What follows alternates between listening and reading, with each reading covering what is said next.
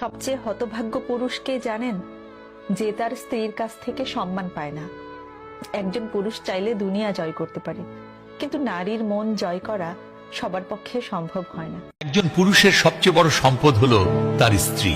যদি সঠিক জীবনসঙ্গী পাওয়া যায় তবে জীবনটা অনেক সুন্দর হয়ে ওঠে, আর যদি ভুল মানুষ জোটে তবে জীবন নরক হয়ে যায়। যদি কোনো পুরুষ একজন ভালো বুদ্ধিমতী স্ত্রী পায় তবে তার ঘর মসজিদের মতো পবিত্র হয়ে ওঠে। এমন স্ত্রী সব বিপদে তার পাশে থাকে। তার সাথে পুরুষটি এই বিশ্বাস রাখতে পারে যে পুরো পৃথিবী তার বিরুদ্ধে চলে গেল, তার স্ত্রী কখনো তার সঙ্গ ছাড়বে। একজন পুরুষ স্ত্রীকে নিয়ে বেশি গর্ব করবেন না, কারণ স্ত্রী এমন একজন মানুষ যার স্বার্থে আঘাত লাগলে রূপ বদলাতে 2 মিনিটও সময় লাগে না।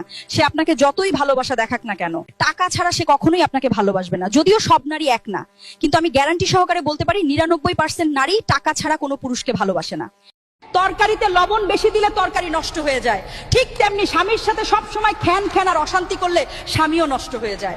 আপনি ভাবছেন গলার জোরে স্বামীকে দাবিয়ে রাখবেন? ভুল ভাবছেন। শোনো বোন, একজন পুরুষ হচ্ছে বন্য ঘোড়ার মতো। যদি সে রেগে যায় তাহলে পরিবার উল্টে যাবে, পরিবার ভেঙে যাবে।